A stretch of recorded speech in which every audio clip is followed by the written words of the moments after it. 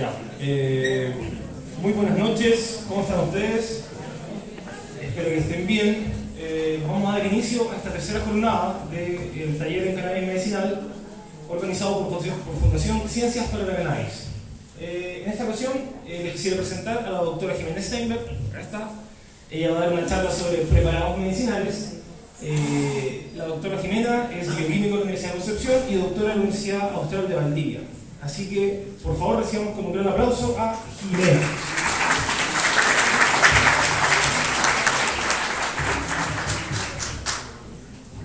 Hola chiquillos, ¿cómo están? ¿Cómo estamos hoy día? Bueno, hoy día justamente les voy a hablar acerca de las preparaciones medicinales simples a base de cannabis, o sea, vamos a hablar de preparaciones medicinales no recreativas. Y en ese sentido, les adelanto que vamos a hablar poquito acerca de preparados que no sean de planta completa. Ya, así que vamos a partir. Cualquier pregunta, si quieren, me van levantando la mano. Si no les doy la palabra es porque no los veo, así que me levantan no la manito.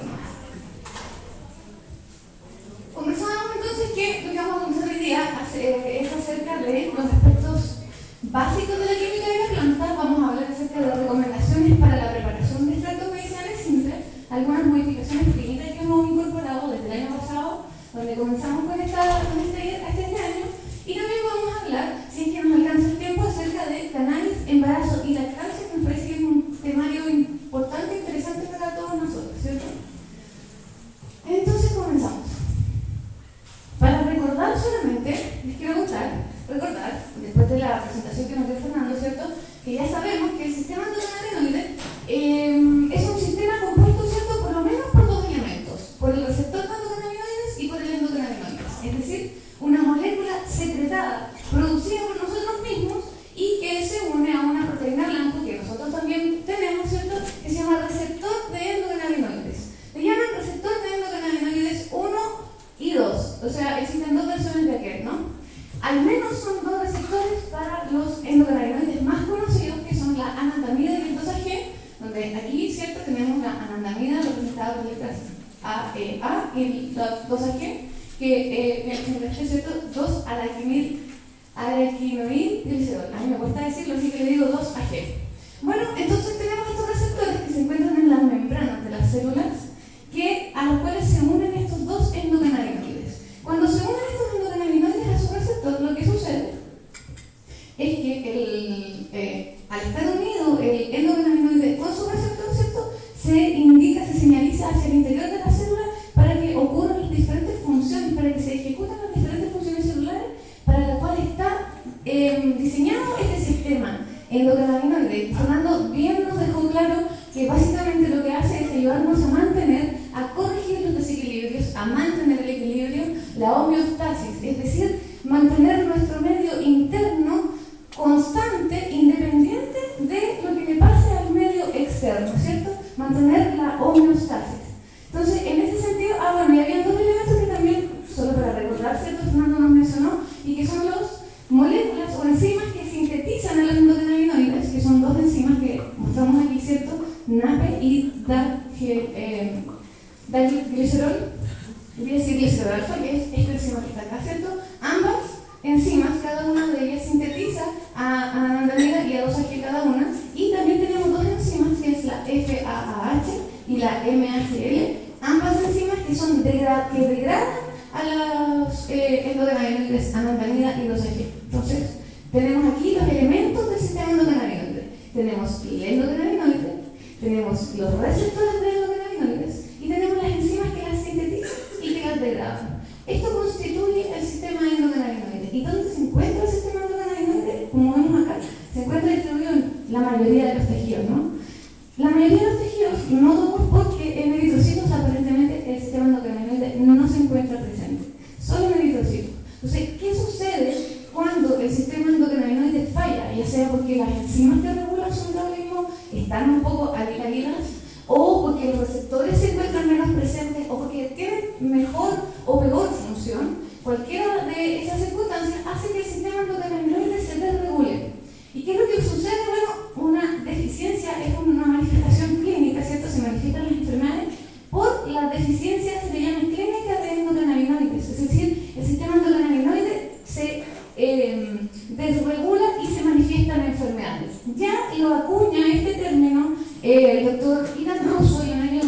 2004. Y tengo sobre un médico e investigador de Estados Unidos que justamente estudia el sistema endocannabinoide.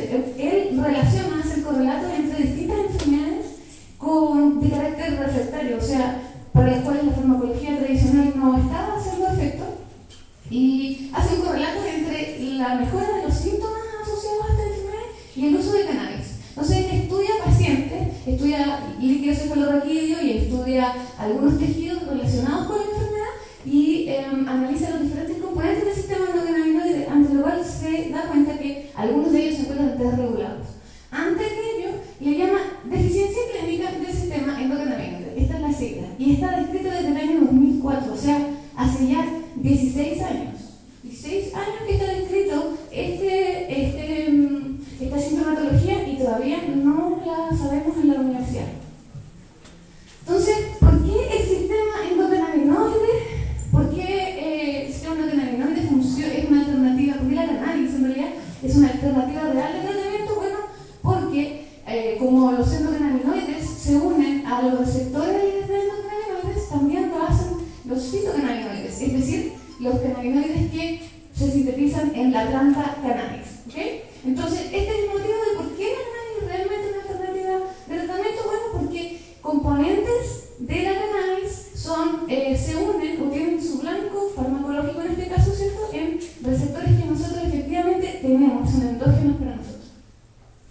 Entonces, solamente también para recordar un poco la información que les entregó José también la semana pasada, es que tengan presente que cuando alguien les diga que no hay evidencia suficiente para saber si la cannabis pudiera funcionar, realmente es una herramienta biomédica. Aquí les presento 474 estudios clínicos. Esto es hasta agosto del año pasado. Hasta agosto del año pasado contábamos con 474 estudios clínicos, de los cuales solamente existe uno disponible. Por supuesto, estos estudios clínicos están realizados por industrias farmacéuticas para las cuales el desarrollo de esta información es importante para el desarrollo de sus propios productos. Así que, básicamente, se mantienen bajo secreto, ¿cierto?, industrial. Pero para que tengan presente, 474 estudios clínicos, 250 completados, solo uno de ellos disponible y el resto está en diferentes etapas. Sativex, que es el fármaco a base de cannabis más conocido, ¿cierto?, el que ya se ha ingresado un par de veces en Chile, es de los que tienen mayor número de estudios clínicos completados de este tipo, pues estudios clínicos ya rigurosos, para que lo tengan presente. Ahora, ¿qué es la cannabis sativa? Bueno, es una planta, ¿cierto? Una planta de características fenotípicas algo distintas entre las diferentes subespecies de cannabis sativas con las que nos vamos a encontrar. ¿Y qué es el fenotipo? Bueno, el fenotipo es lo que vemos, es decir, lo que nuestros ojos a larga distancia pueden observar. Entonces, si vamos a ver diferentes tipos de cannabis sativas, podemos notar diferencias como que, por ejemplo, unas crecen más altas, otras crecen más bajitas y otras realmente crecen muy bajitas y con una coloración un poquito más amarillenta. Entonces, entre estos diferentes tipos que vemos, diferentes características en la planta, a eso se le llama el fenotipo y caracterizamos como que las altas y delgadas son las sativas, las más gorditas como lechuguitas son índicas, son del tipo índico, y tenemos un tipo rudelaris que adicionalmente lo que sucede en la rudelaris es que vegeta y flora al mismo tiempo, es del tipo automática, ¿cierto?, que hemos escuchado. A diferencia de los otros dos tipos de cannabis, sativa e índica, cuyo desarrollo o ciclo de vida depende del fotoperiodo, es decir, responden a la alargue o a la corte de los días en la naturaleza. Entonces, estas ambas dependen del fotoperiodo, rudelaris no depende del fotoperiodo, hace inmediatamente flores. ¿Por qué esto es importante? Bueno, yo digo, fenotipos vemos, un poco haciendo la referencia como caras vemos, corazones no vemos. Entonces, ¿qué es lo que no vemos? Quimiotipos, no conocemos. No conocemos quimiotipos, corazones, es decir, el contenido químico de la planta, el contenido bioquímico de la planta. Vemos que es una planta, por ejemplo, que crece alta, larga, con distancia internodal larga también, de alta distancia, cuyo tiempo de floración también es largo, es decir, es una planta sativa, pero eso no me indica que su contenido sea, por ejemplo, rico en THC balanceado o rico en CBD. No lo sabemos. Lo que sí sabemos es su fenotipo, pero su quimiotipo, mientras no tengamos la forma de analizarlo en un laboratorio, no lo conocemos. Entonces, ¿Qué es el quimiotipo? Es la composición de las diferentes moléculas importantes en este caso de la cannabis sativa van a ser cannabinoides y terpenos, como lo vamos a ir desarrollando, ¿cierto? Entonces, hoy día, ya cuando hablamos de índica, sativa, automática, no hablamos de contenido, no hablamos de quimiotipos, no hacemos una relación entre el contenido de cannabinoides y el fenotipo, es decir, la forma como vemos que crece una planta. Lo que sí sabemos es que existen al menos, hoy día, al menos dos tipos distintos de cannabis de acuerdo a cuánto cantidad presenta de cannabinoides y terpenos una sobre la otra. Sabemos que hay una cannabis del tipo fibra, es decir, que se utilizaba hace muchos años atrás, ¿cierto? Miles de años atrás, se usa para fabricar algunos materiales. Este es del tipo fibra, contiene muy poca concentración de cannabinoides, particularmente muy poco, casi ausente concentración de THC, delta 9 THC, ¿cierto? Que es al que le tiene tanto miedo, ¿cierto?, a la salud pública.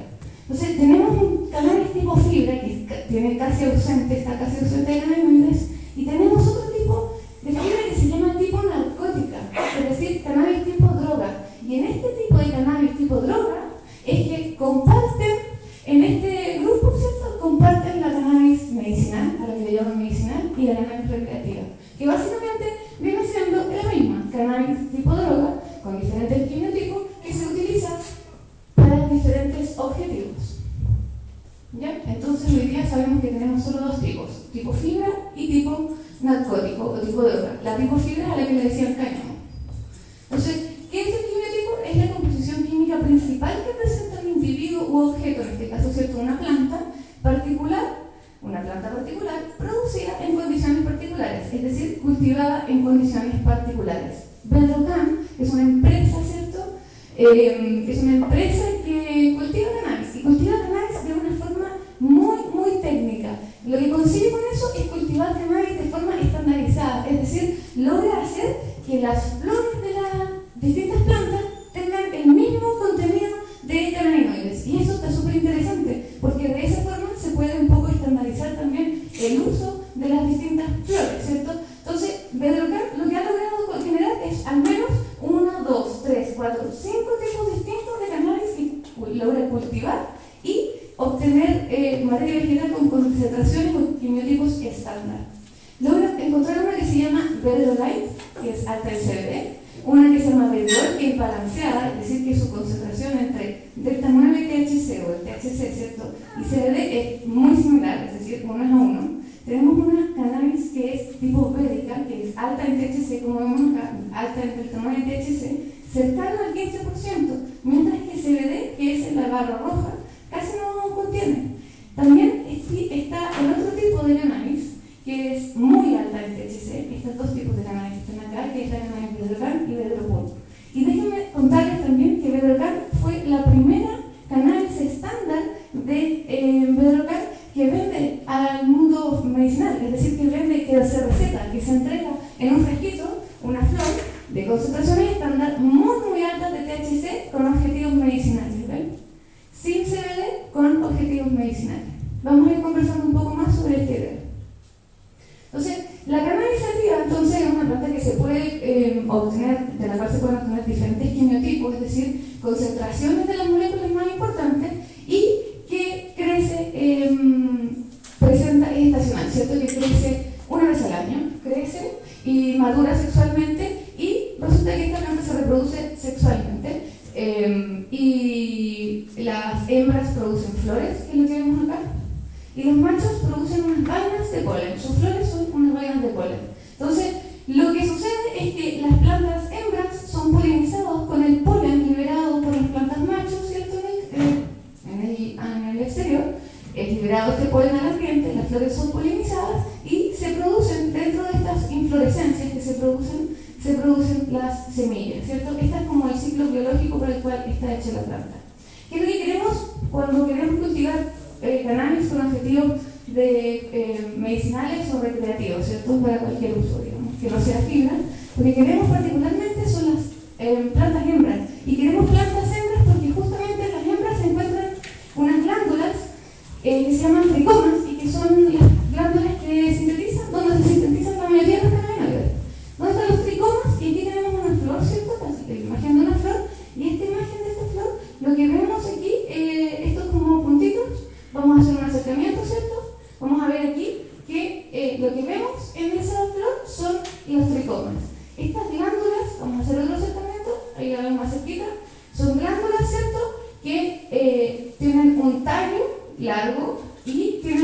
cabeza. Esta glándula, o si hacemos una figura, pues presenta diferentes tipos de células, ¿cierto? Que tienen diferentes tipos de células de soporte.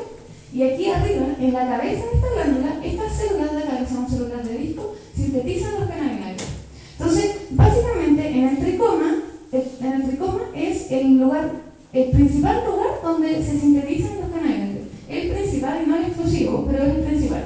Aquí, entonces, se producen los cannabinoides y los cannabinoides son como eliminados o excretados hacia este medio, el resto de esta cabeza, de esta tricoma, en el cual el resto de esta cabeza está compuesta por una cera, y en esta cera que está acá se ven disueltos los cannabinoides que se sintetizan aquí en las células disco. Es decir, ¿qué es lo que hacemos nosotros cuando retiramos mecánicamente los cannabinoides de la planta? Sacamos los tricomas. Y los tricomas son los lugares donde se concentra la síntesis de los cannabinoides. ¿Ya? Son bien bonitos, los podemos ver bien de cerca, con un aumento, yo creo que con un aumento ya de 50-60 por, logramos ver algo de estas imágenes, y así se ven los tricomas en las primeras hojas, que se llaman hojas verdaderas, luego de una planta naciente de cannabis. Entonces es un tricoma que es casi solo cabeza y que no contiene tallo.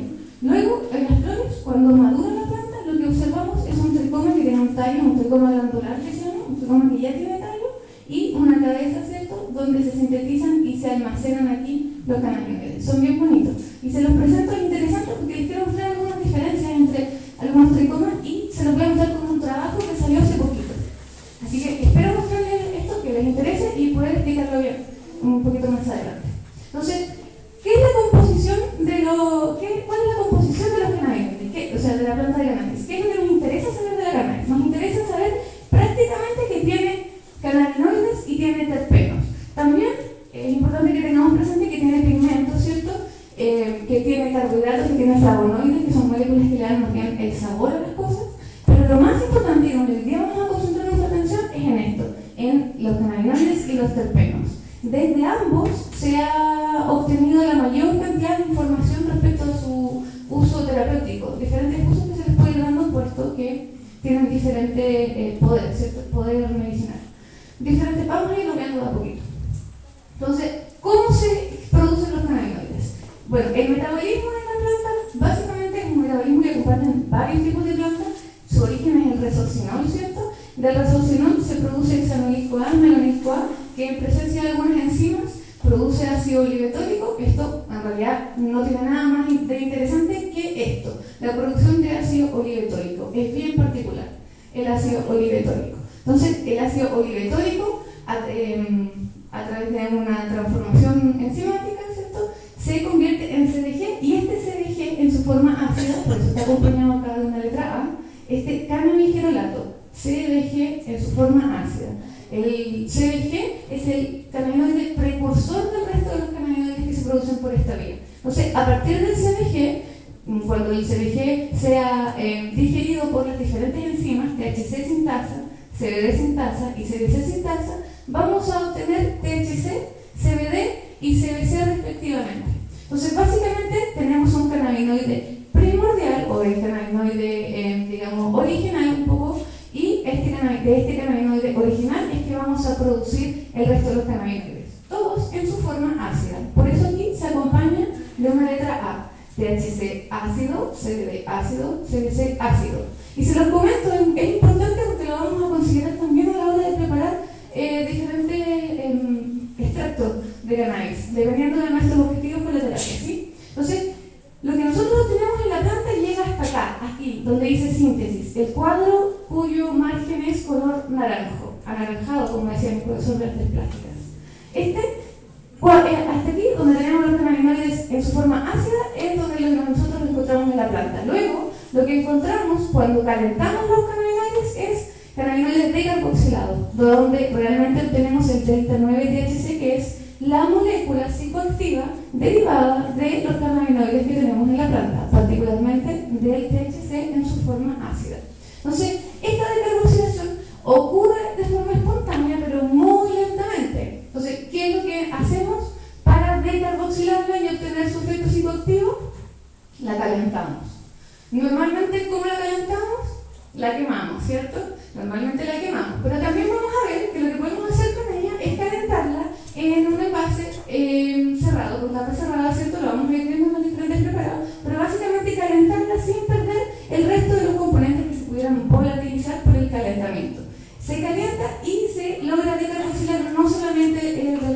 THC, sino también de carboxilamo CBD, CBG y CBC. Esto es importante, chiquillos, porque los cannabinoides decarboxilados tienen bastante mayor poder que los cannabinoides en su forma ácida. Son bastante más poderosos, aparentemente, ¿cierto? Hasta lo que hoy día logramos comprender del uso de esta planta. Les voy a mostrar una diapositiva más muy similar a esta, pero lo que va a cambiar ahora va a ser el ácido oligotólico, el ácido graso que proviene del metabolismo de resorcinol. Fíjense. Ahora se llama ácido divalinólico. No se sabe muy bien cuál es la enzima que convierte a sus precursores en este ácido divalinólico, que también es muy particular de la cannabis, pero de aquí lo importante es que, bueno, varias cosas importantes, pero para este caso, en esta ocasión, lo importante es este componente que está acá, que se llama THC-V, que proviene entonces, ¿cierto?, del ácido divalinólico, también del cannabigerolato B. Aquí me faltó agregar CBG-V, ¿cierto?, su derivado desde el ácido divalinólico. Es importante, Fernando, lo vamos a ir conversando, Fernando les va a conversar acerca del THCV, porque es importante, creo que en Cron va a contarles un poco más adelante. Entonces, bueno, ahí, ¿cierto?, quería destacarlo. Entonces, este es el trabajo que yo les quiero mostrar hoy día, porque está recién salidito, está nuevito, entonces está súper interesante, porque lo que hacen en este trabajo son varios autores, como ven acá, ¿cierto? Y lo que hacen es estudiar la composición de plantas de diferentes genotipos, es decir, plantas ricas en varias plantas de diferentes cepas, pero todas ricas en THC, por un lado, varias plantas balanceadas, que es el tipo 2, y varias plantas que es baja en THC, no necesariamente rica en CBD, pero es baja en THC, y aquí tenemos 1, 2 y 3 quimiotipos, ¿cierto? Mezclas de plantas que presentan estas características. Además, entonces, lo que ellos van a hacer es cultivar este tipo de plantas y van a hacerle análisis semanales a hojas y flores derivadas de estas plantas para hacer la cuantificación de 8 cannabinoides distintos y 28 terpenos. Son 8 cannabinoides porque también cuantifican los cannabinoides en su forma ácida y en su forma de carboxilada, así que eso también está bien interesante. Entonces, ¿qué es lo que observan? Bueno, van a cuantificar los cannabinoides y aquí tenemos un gráfico que nos muestra la progresión de la cuantificación de cannabinoides de las diferentes cepas del quimiotipo 1, que son las ricas en THC, que es en rojo, quimiotipo 2, que es la cannabis balanceada, en verde, y la quimiotipo 3, que es la cannabis baja en THC, que es el color morado. Entonces, lo que vemos acá es un gráfico que muestra la producción de THC en el tiempo. Estos son días. Esto que vemos acá, el eje, ¿cierto?, de abajo, el eje X, lo que nos muestra es la progresión de los días. Entonces, lo hace para el THC, lo hace para el CBD, y también lo van a hacer para el CBG, y los vamos a ir viendo desglosados. Entonces, para el THC lo que hace es, en hojas, medir este vegetativo, que es este recuadro que les muestro acá, ¿cierto?, azul, el periodo vegetativo. Vemos que la concentración de THC ha sido presente en la planta, no es muy alto, no es muy bajo, no se ve una tendencia clara.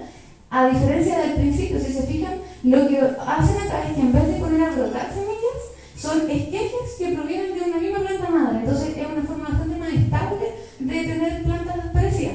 Entonces son esquejes, patillas, ¿cierto? Básicamente puestos a enraizar en este periodo. En este periodo tenemos una alta concentración de cannabinoides, súper interesante, plantitas pequeñas produciendo raíz y excesivamente alta en THC. Luego, en el ciclo vegetativo, donde la planta se dedica a crecer, a estirar su tallo, ¿cierto?, y a crecer sus hojas, vemos que su concentración de cannabinoides no es muy alta, ¿cierto?, cuando tenemos la plantita creciendo, pero después cuando avanzamos a la floración, que comienza acá, esto son 3 meses, son 3 cuadros que un poco remarcan los meses, mes 1, mes 2 y mes 3 de floración. Lo que observamos acá es que a la medida que avanza la floración, ¿cierto?, pareciera ser que va aumentando mi contenido de THC en las hojas, aquí, todo este recuadro de las hojas, y cuando vamos a ver las flores, lo que vemos acá, ¿cierto?, remarcado el último mes, es que claramente el último mes se nos dispara la producción de THC, ¿cierto? Particularmente en la planta, en el quimiotipo 1, que es rica en THC, en el 2 también, ¿cierto?, pero que es balanceada, y en el 3 no, porque en el 3 tenemos una planta que en realidad es baja en THC. Entonces, es esperable que siempre su concentración de THC esté bajo. Lo mismo hacen para el CBD. Entonces, miren la CBD en hojas y flores. En hojas lo ven en vegetativo y en floración, y en las flores, por supuesto, que solamente lo ven en floración.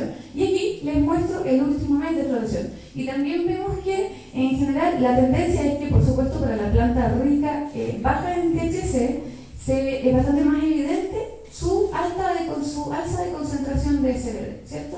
Entonces, perfecto, estamos corroborando. Ahora, antes pensábamos que en la medida que el último mes era en el mes que se disparaba la síntesis de los cannabinoides, hoy día lo sabemos. Pero aquí hay algo, está la parte más interesante, y es que la producción de CBG. Ven que CBG es el cannabinoide primordial, es decir, desde CBG vamos a sintetizar el resto de los cannabinoides. Entonces, ¿qué es lo que vemos acá? Nosotros esperábamos que llegara un punto en que se acumulaba harto CBG, y luego que se acumulaba CBG, empezaba la producción del resto de los cannabinoides, como si tuviera que haber un punto crítico de concentración de CBG. No sé, se nos ocurrió en realidad que podía ser de esa forma. Y aquí lo que vemos es justamente que pareciera ser que no es tan así, a no ser que cuando vemos justamente al final del vegetativo. Fíjense acá, al final del periodo vegetativo tenemos un aumento de la concentración de CBG en los quimiotipos ricos en THC y los quimiotipos ricos en los quimiotipos balanceados. También se ve un alza en el quimiotipo rico en CBD, pero es bastante menos evidente que para el resto de los dos, ¿cierto? Entonces, tenemos que al final del periodo vegetativo pareciera ser que se acumula en las hojas el CBG con respecto a la floración, ¿cierto? En la floración, lo que vamos viendo es que el CBG se mantiene más bien constante, es decir, aquí como que no hubiera un patrón de concentración de CBG. Sin embargo, en la floración vemos que en el último mes de las flores tenemos una alta concentración de CBG, pero que en realidad tampoco aumenta, o sea, aumenta un poco y probablemente al momento en que llega a su pic, rápidamente empieza a producirse THC y CBD porque estamos en el último momento de la floración. Entonces, ¿qué es lo que podemos saber de acá? Es que aparentemente, probablemente unos 15 o 20 días antes del final de la floración de nuestra cannabis, lo que vamos a tener son flores que están un poco más enriquecidas en CBG que al final de la floración, o que también en los periodos previos de floración. Es decir, si queremos obtener plantas ricas en CBG, quizás nos conviene cortar un poco prematuro, cuando los tricomas probablemente están con una coloración transparente. Entonces aquí les muestro cómo quedan los gráficos, cómo se ven juntos, ¿cierto? Para ir viendo, para mostrarles un poco cómo es que uno ve los gráficos, ¿cierto?, de los trabajos. Adicionalmente, lo que ellos hacen, yo les había dicho que cuantifican cannabinoides y terpenos, cuantificaban 8 cannabinoides, y ahora les quiero mostrar terpenos. Y los terpenos los cuantifican a forma de monoterpenos y de sesquiterpenos. De monoterpenos en la cannabis sativa seguro tenemos alfa-pineno, linalol, que es el que está presente en la lavanda, ¿cierto? Mirceno y limoneno. Mirceno está también asociado al efecto más sedativo de la cannabis, así que por eso es importante. Y limoneno. Estos 4 son monoterpenos, mientras que el beta-caroteno, que está bien presente en la pimienta negra, es un sesquiterpeno. Entonces, para que más o menos se hagan una idea de lo que vamos a ver a continuación, porque lo vamos a ver en forma de sesqui y monoterpeno. Y aquí lo tenemos. Entonces, tenemos que este es el gráfico de la concentración de monoterpenos y sesquiterpenos en hojas y en flores, ¿cierto? En la medida que progresa el crecimiento de la planta. De los 3 quimiotipos: quimiotipo rico en THC, balanceado, y bajo en THC en color rojo, verde y morado respectivamente. Marcados entonces en azul vamos a tener el periodo vegetativo, y lo que observamos es nada interesante. En realidad los terpenos no se expresan de forma importante en este periodo, pero en la floración, en realidad en los últimos periodos de la floración, justamente vemos que aumentan los monoterpenos particularmente, ¿cierto? Que son las moléculas de los dos, son las más aromáticas. Y esto es bien importante porque también es lo que vemos nosotros, ¿cierto? Que al final de la floración, como andamos tratando de ocultar los olores, ¿cierto? Consiguiéndonos los filtros de carbón, haciendo todo lo que tenemos que hacer para ocultar. Entonces, interesante esto porque vamos viendo cómo se va corroborando en la medida que vamos permitiendo, la ley nos va dejando estudiar e investigarla, realmente vamos pudiendo conocer, o sea, ya realmente estamos un poco saliendo de este estado de la parálisis del análisis que le llamamos nosotros. Otra cosa interesante que les quería contar es acerca de la genética. Hay algunas cosas genéticas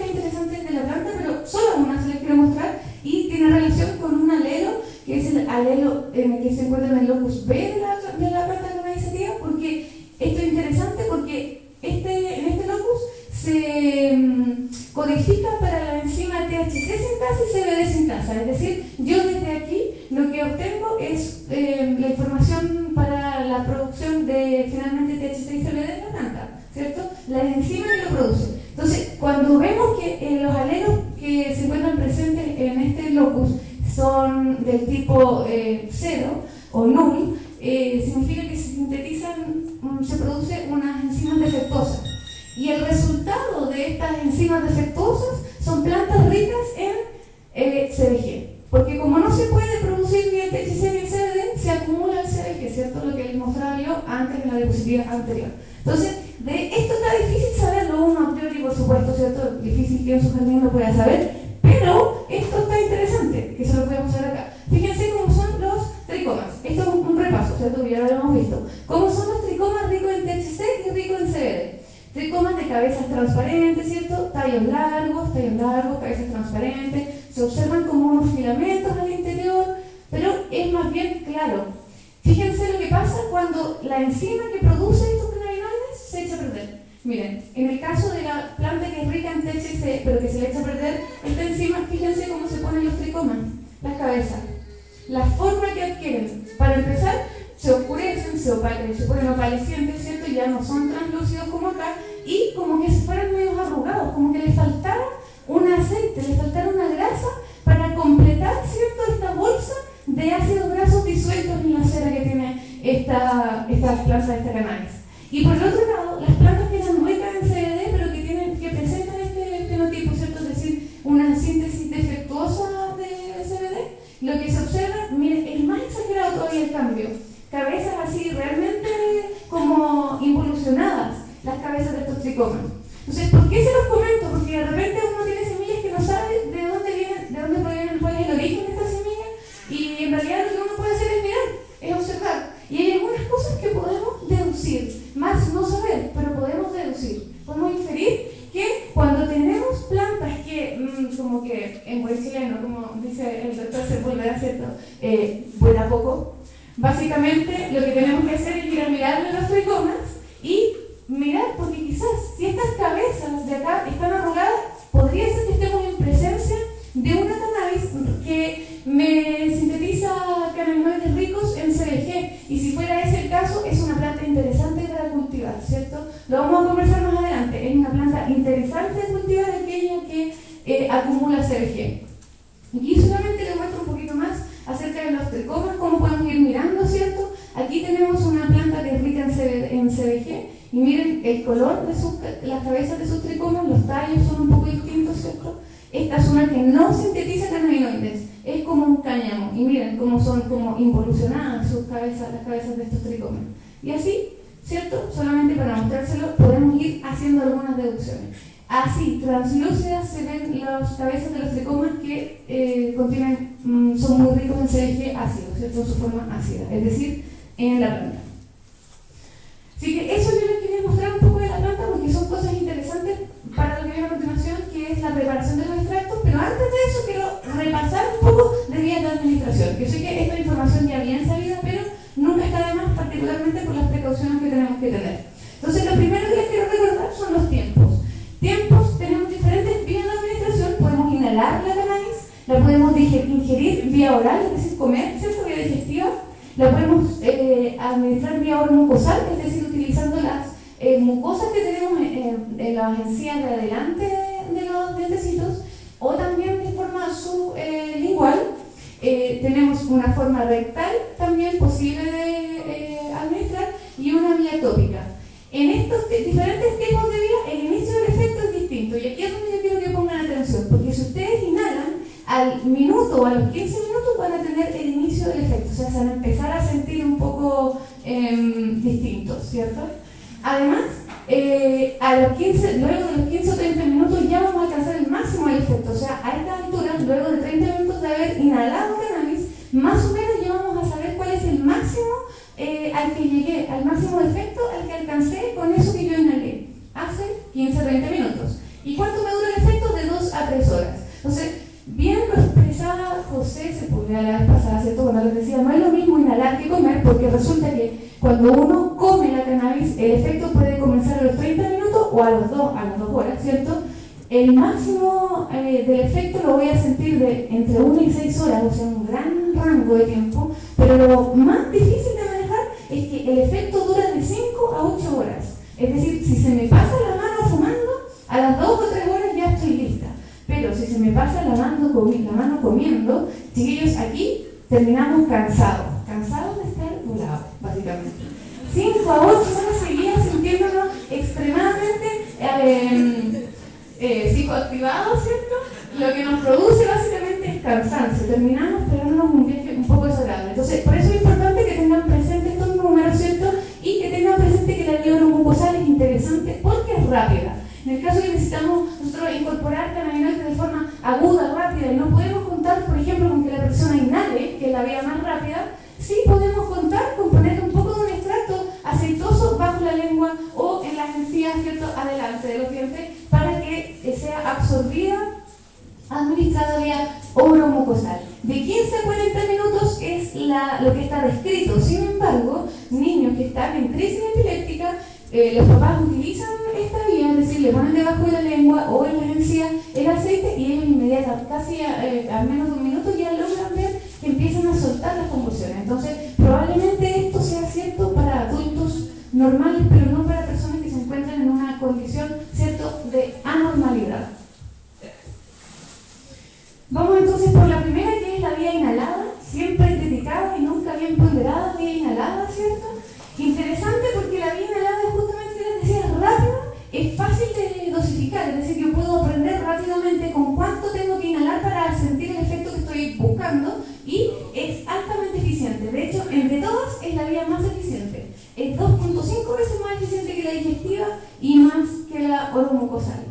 De estas, la que yo les quiero conversar hoy día es acerca de la vaporización particularmente. Y les quiero conversar de la vaporización porque justamente utilizando diferentes temperaturas de vaporización puedo un poco seleccionar el tipo de cannabinoides terpenos que quiero incorporar.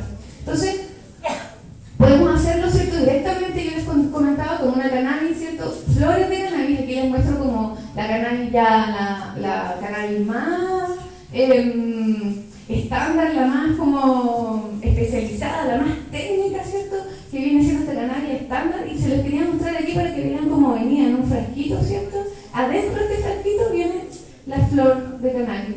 Hermoso.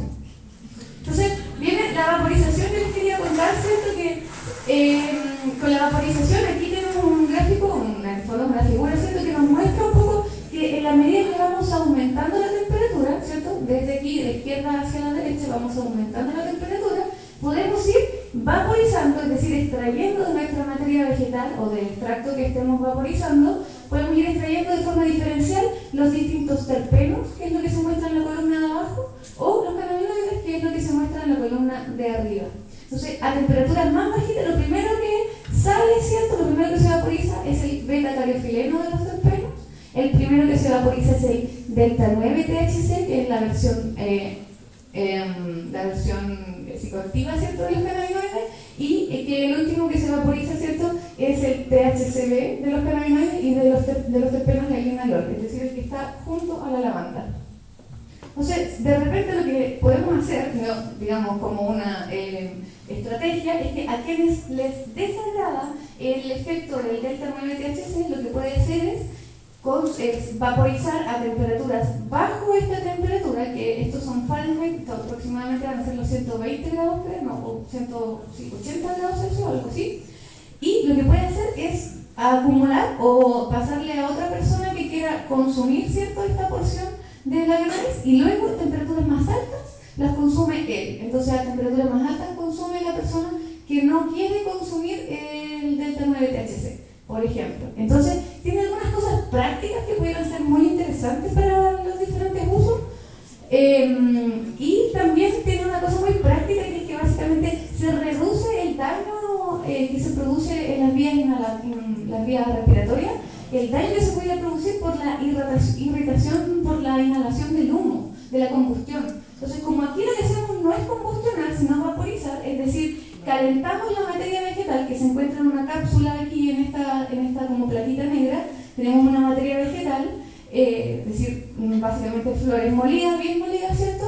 Esta máquina de la que les muestro es un vaporizador de la marca Vulcano. Vulcano es una marca alemana de vaporizadores y que es como el Rolls Royce de los vaporizadores. Es excelente, tiene creo garantía por mucho tiempo. Es caro, por supuesto, es carísimo, es el más caro de todos, pero dura muchísimo. Y la gracia que tiene es que es súper estándar, es decir, siempre calienta a la temperatura que dice que calienta, no se le corre el dimmer. Entonces, por eso es bueno probar, de repente intentar con hacer esas vaporizaciones selectivas. Entonces, este vaporizador calienta y lo que hace es como, igual que un secador de pelo, hace pasar el aire a través de la materia vegetal que se encuentra acá hacia una bolsa, que es esta bolsa que está acá. Entonces, luego lo que uno hace es inhalar lo que queda en esta bolsa. Yo sé que no se ve muy atractivo, pero es bien seguro. Se lo dan, esto es Israel, esto es un consultorio público en Israel y se lo dan a las personas de la tercera edad para fumar, justamente porque, para vaporizar, porque es muy seguro, es una vía bien segura de administración. Bueno, lo pueden fumar, ¿cierto? Personas de la tercera edad y, ¿por qué no, cierto? Personas no tan de la tercera edad. Bueno, entonces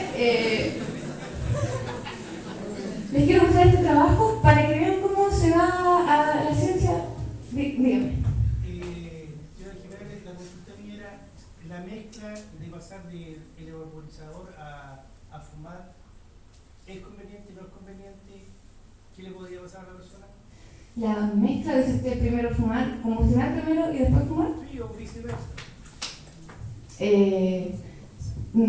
Yo diría que en realidad lo adecuado, si usted tiene un vaporizador, lo mejor es que vaporice. Porque vaporizando de verdad disminuye un montón el riesgo de sufrir alguna irritación, tos, molestias del sistema respiratorio, básicamente por irritación, por la inhalación del humo, de los carbones que provienen de la pirólisis de la materia vegetal. Entonces, eso es básicamente hollín, aspirar algo que molesta y que no produce nada bueno. Entonces, si podemos evitar hacer eso, siempre si usted tiene un vaporizador, vaporizar yo creo que siempre va a ser mucho mejor que combustionar. Pero en realidad depende del uso también, depende de la frecuencia, depende de la cantidad, ahí depende. De todas maneras, mi recomendación sigue siendo vaporizar. Y aquí, esto es un trabajo que les quiero mostrar, chicos, de una revista que se llama PLOS ONE, que es una revista relativamente buena, ¿cierto? Científica, considerada una revista seria. Y fíjense que este año sacaron un trabajo donde comparan la eficacia de los vaporizadores para vaporizar. Y ven cuán eficaz es en tomar los cannabinoides y vaporizarlos hacia el aire, el gas. Tomar esto, cuánto queda pegado en el aparato, ¿cierto? Aquí dice las partes del aparato, o cuánto queda en la materia vegetal, es decir, cuánto no se logró vaporizar y quedó todavía atrapado en la materia vegetal, ahí en esa cápsula que les mostraba yo. Entonces lo que hacen es comparar, este Vulcano es el primero y es el que, como el mejor de todos, pues, el que se esperaba el mejor resultado. Y aquí en azul sale subrayado uno que se llama Arizer Solo, que es un vaporizador canadiense. Lo venden acá en Chile también. Tienen un distribuidor aquí en Chile. Y fíjense acá que la extracción hacia el vapor de los cannabinoides pareciera ser relativamente mejor. Aproximadamente 20% más eficaz Arizer solo que el Vulcano, ¿cierto? Y lo ven aquí. Este es el Arizer. Particularmente de este trabajo es un vaporizador de bolsillo, es un vaporizador de mano, ¿cierto? No como la torre de Vulcano.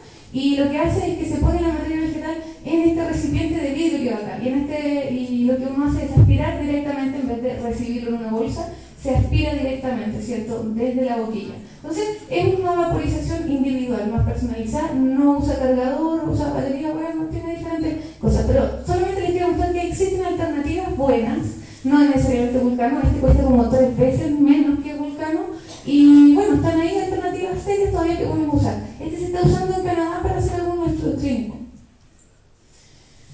Otro libro de administración interesante es la vía digestiva y lo vamos a conversar porque les voy a mostrar algunos preparados de la vía digestiva. Yo les comentaba que el problema más grande es que se demora, es lenta, de 60 a 90 minutos, pero es larga. Y cuando se nos pasa la mano, es fome que sea prolongado el efecto, pero cuando tenemos que aliviar una molestia crónica, lo que queremos es que justamente dure harto.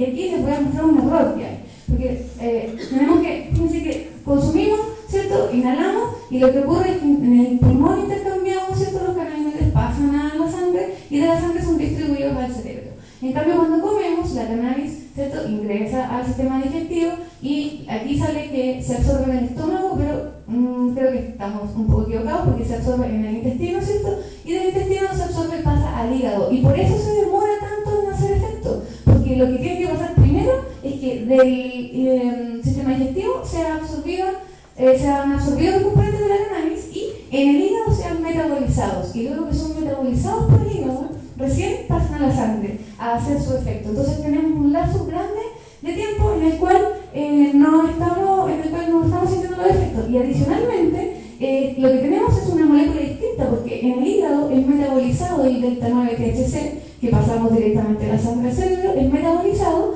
en un metabolito menos activo que se llama 11-hidroxi-THC. Aún así es menos activo, es menos psicoactivo, pero no es menos activo para el resto de las funciones que ejerce en el cuerpo. Entonces, para que tengan presente, ¿cierto?, esta diferencia. Señora Jimena, perdone. Dígame. Yo sufro de diabetes. Al ingerir esto, ¿me influiría mucho en el hígado?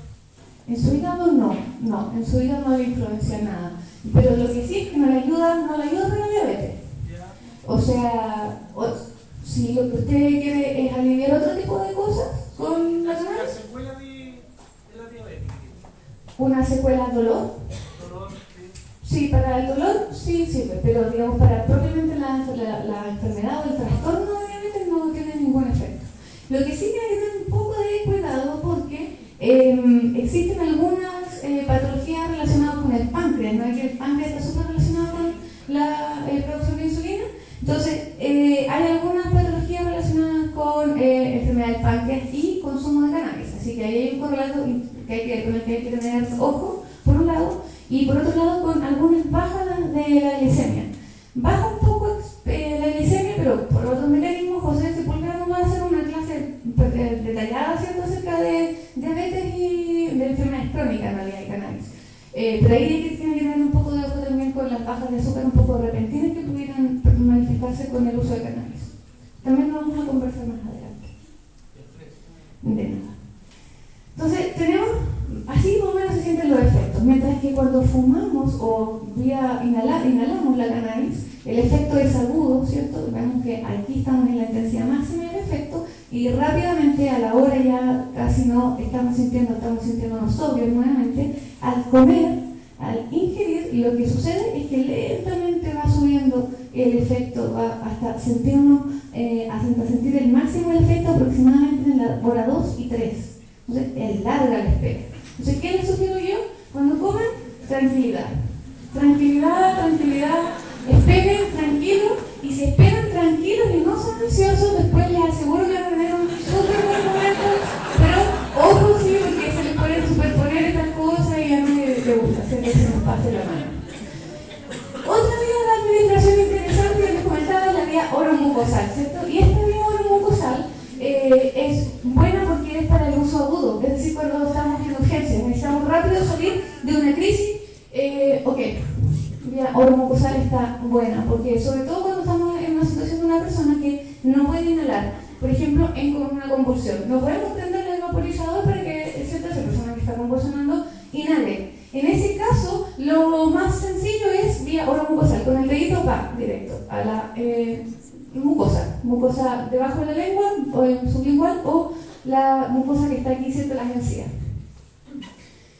Aquí, encías, ¿cierto?, o debajo de la lengua, cualquiera de las dos. La vía rectal y la vía tópica se les voy a comentar, la vamos a conversar más que nada la vía tópica, pero la vía rectal se les quiero comentar porque, por un lado, la absorción por la vía rectal es parecida a la digestiva, pero no pasa por el hígado, se absorbe directamente. Entonces, en ese sentido, es súper interesante para personas que les cuesta absorber vía intestinal, es decir, pacientes con, por ejemplo, enfermedad de Crohn o colitis ulcerosa. En esos casos, cuando la incorporación de cannabinoides vía digestiva está complicada, no es una mala idea probar, por un lado, supositorios de extracto de cannabis o, por otro lado, enemas con tintura de cannabis. Ya vamos a ver un poquito más adelante. Se absorbe bastante bien y solo conocemos sabemos de una sola experiencia con enemas con tintura de cannabis y nos ha dicho que anda súper bien. Solo eso es lo único que les puedo comentar al respecto. Y la vía tópica, ¿cierto? También es otra vía de administración. Jamás esta vía no es, aunque vía tópica se pongan un super mega concentrado de THC, delta 9 THC, no van a sentir los efectos psicoactivos del delta 9 THC. Es decir, es la vía más segura si lo que ustedes quieren es arrancar del THC, de los efectos psicoactivos. Entonces, para la terapia canábica, antes de comenzar a conversar acerca de la preparación de extractos, debo recordarles que la dosificación de la terapia canábica es absolutamente individuo dependiente. Es decir, la dosis es personal. No, es imposible que mi dosis yo se la pueda extender, prolongar o extrapolar a una otra persona, porque realmente va a ser distinta, sobre todo porque vamos a usar diferentes vías de administración, ¿cierto? Entonces, para titular la dosis personal, lo que tengo que hacer es comenzar siempre desde dosis más bajitas, esperar a sentir el efecto. Si lo hago vía inhalada, tengo que esperar al menos media hora. Si lo hago vía oral, al menos 2 horas. Y si lo utilizo vía oromucosal, tengo que esperar al menos media hora para sentir realmente el efecto que me produjo esa dosis que incorporé y luego evaluar si la próxima vez utilizo más dosis.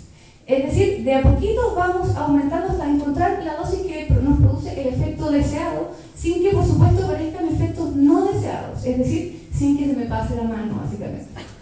Entonces, aquí le quiero poner un asterisco a esta diapositiva, porque en este caso, de menores a mayores concentraciones siempre, excepto uno, que es el caso de la epilepsia, en el cual las concentraciones de comienzo de la terapia no es una buena idea que sean menores, sino que partir con concentraciones intermedias.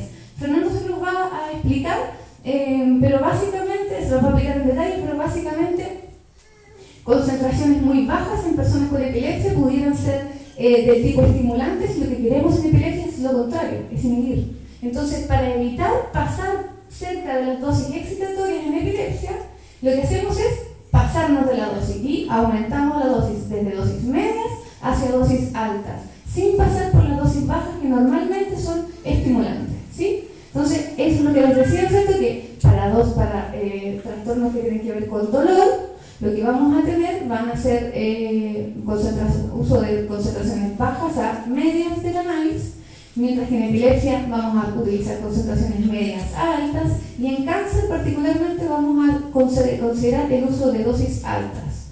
Y en general, para esto vamos a tener diferentes preparados, donde las infusiones, es decir, las agüitas de cannabis, son las más suavecitas, las de menor concentración de cannabinoides. Las tinturas pueden tener de dosis bajas a medias de cannabinoides, y los extractos concentrados, ¿cierto?, son concentrados. Entonces, al menos van a estar desde dosis medias, de concentraciones medias a altas.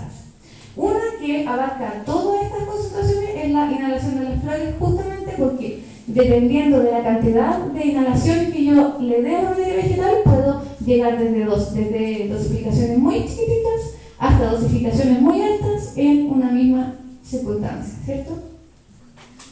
Preparaciones medicinales simples. Lo primero que les quiero contar al respecto es acerca de la extracción química. ¿Y qué es la extracción química? La extracción química, chicos, es tomar compuestos que se encuentran embebidos en una matriz en la que no se encuentran disponibles, solubilizarlos, envolverlos con un solvente con el que se sienten muy cómodos, es decir, donde las moléculas son afines, para separarlas y llevarlas, arrastrarlas con ese solvente hacia otro envase. Es decir, yo desplazo desde esta matriz estas moléculas que son de mi interés hacia la otra matriz mediante un solvente, ¿cierto? Bañando con un solvente. Las partículas estaban aquí atrapadas y restringidas, y cuando las tomo y las llevo a un solvente, lo que tengo son partículas libres y disponibles, biodisponibles, preparadas para que yo las pueda absorber. Entonces, en la cannabis básicamente es lo mismo. Tengo moléculas presentes en las flores y en las diferentes partes de la planta, ¿cierto? Y lo que hago es aplicarla, bañarla con un solvente, ¿cierto? Que en el caso de la cannabis yo les recomiendo utilizar alcohol, el etanol particularmente como el solvente número 1, y si no pudieran utilizar el etanol, pasan a aceite, cannabinoides, ¿cierto? Considerando que los cannabinoides y los terpenos son moléculas grasas, lípidos, se van a solubilizar bien en alcoholes como el etanol y en aceites, ¿cierto? Entonces, lo que hago yo es bañar básicamente un endientado de flores de cannabis. Tomo un alcohol y en el alcohol sumerjo mis flores y lo que hago es traspasar desde la materia vegetal hacia la matriz, el solvente, las moléculas de cannabinoides, ¿cierto? Entonces, eso es lo que vamos a preparar siempre que pensemos en un extracto, vamos a pensar esto. Lo que vamos a hacer es que tenemos nuestra materia vegetal y a la materia vegetal le vamos a secuestrar las partículas que son de mi interés. A eso yo le voy a llamar extracto. Si lo hago en alcohol, le llamo extracto alcohólico, también llamado tintura madre, lo vamos a ver también. Y si lo hago en un aceite, me queda por supuesto un extracto oleoso, un óleo, ¿cierto? O aceite, básicamente. Yo siempre les voy a recomendar el etanol, siempre, antes que el etanol, aceite. Perdón, antes que el aceite siempre les recomiendo usar etanol. Una diferencia importante, una variable importante que creo que sería a considerar en este caso es si picar o triturar. Y esto hace diferencia básicamente porque los cannabinoides, ya les comentaba yo, se sintetizan en los tricomas y los tricomas se encuentran por fuera de la planta. Entonces tenemos que los cannabinoides se encuentran por fuera de la planta, pero los terpenos, que es el otro grupo de moléculas que nos interesa incorporar en nuestro extracto, se encuentran presentes adentro de las células vegetales. Se sintetizan adentro de las células vegetales, no por fuera. Entonces, por fuera yo puedo bañar mi flor y le saco y solubilizo todos los cannabinoides, ¿cierto? Perdón, todos los tricomas los solubilizo con el solvente, pero lo que está dentro de la materia vegetal, los terpenos que tengo dentro de la materia vegetal se quedan atrapados ahí. Entonces, para eso, lo que hago es triturar. Si yo trituro la materia vegetal, rompo las células y como rompo las células, se sale de ellas, ¿cierto? Todo en su contenido. Y el contenido justamente es donde se encuentran los terpenos atrapados. Entonces, al triturar, yo obtengo los cannabinoides de los tricomas, ¿cierto? Y adicionalmente los terpenos que se encontraban atrapados. Entonces, esto es una diferencia que puede ser un poco sutil, pero nosotros con esta haciendo diferencias como si pico, solamente abro la materia vegetal o la trituro, hago un extracto de diferente potencia. Y eso es importante, después va a ser importante porque ustedes cuando preparen sus propios extractos van a poder decidir si quieren un extracto más potente o no. Entonces, ¿qué es lo que de aquí podemos saber? Es que vamos a tener preparaciones, vamos a tener infusiones, en términos de las potencias, de menores a mayores potencias, infusiones, tinturas orales y frenas y extractos concentrados. ¿Y de qué va a depender? Va a depender el tipo de solvente que voy a utilizar. Si es en la infusión voy a utilizar agua, en las tinturas etanol y en los extractos el etanol con el que yo voy a evaporarlo para poder concentrar todo lo que extrajo el etanol y también de qué parte de la planta yo utilizo para preparar mi extracto. Entonces, ya veíamos que las hojas tienen menos cannabinoides que las flores. Entonces, si yo utilizo hojas para preparar mi extracto me va a quedar bajo en cannabinoides respecto a un extracto con flores. Si yo utilizo flores, voy a tener un extracto rico en cannabinoides. Si yo utilizo las hojas de la manicura, es decir, las hojas que se le sacan a las flores cuando se cosechan, voy a tener un extracto rico en terpenos y también rico en cannabinoides. Y así voy a poder ir yo obteniendo diferente materia vegetal de la planta, voy a poder preparar extractos de diferentes potencias y características para las diferentes cosas que yo quiera utilizarlas. Entonces vamos viéndolas por una. Primero que todo, precauciones generales básicas. Antes de comenzar a preparar, ¿cierto? Tengo que preparar un espacio limpio, despejado y ventilado, porque vamos a utilizar etanol, ¿cierto? Y necesito utilizar material también que esté limpio y seco. Seco porque vamos a necesitar preparar extractos alcohólicos más bien, entonces no queremos que se incorpore tanta agua a nuestros preparados. Y el vidrio, tener presente que como vamos a calentar, ojalá sea vidrio templado, vidrio Pyrex. Ojalá sea, si pudieran ustedes adquirir material de laboratorio sería maravilloso. ¿Qué les recomiendo yo? La cocina. Limpiar bien el espacio que está justo al lado del lavaplato, limpiarlo bien, ¿cierto? Pasarle clorito, pasarle alcohol, limpiar en superficie y ojalá, ¿cierto?, recurrir a material de laboratorio. Evitar el uso de llamas para calentar. Cuando haya momentos de calentar a baño María, ojalá puedan preferir este tipo de calentadores que son eléctricos, porque como vamos a estar trabajando con etanol, ¿cierto? Es una buena idea mantenernos lejos de la llama. Y también proteger el material vegetal y los preparados derivados de la materia vegetal de la luz solar. Eso es importante porque los cannabinoides son fotosensibles, ¿ya? Entonces, se recomienda el uso de guantes también para manipular la materia vegetal, porque como los cannabinoides son líquidos, se pegan en las manos, ¿sí? Y finalmente, mantener la materia vegetal, los solventes utilizados para su procesamiento y todo producto a base de cannabis fuera del alcance de niños y también de mascotas chiquillos, porque eso también es algo que sucede bastante.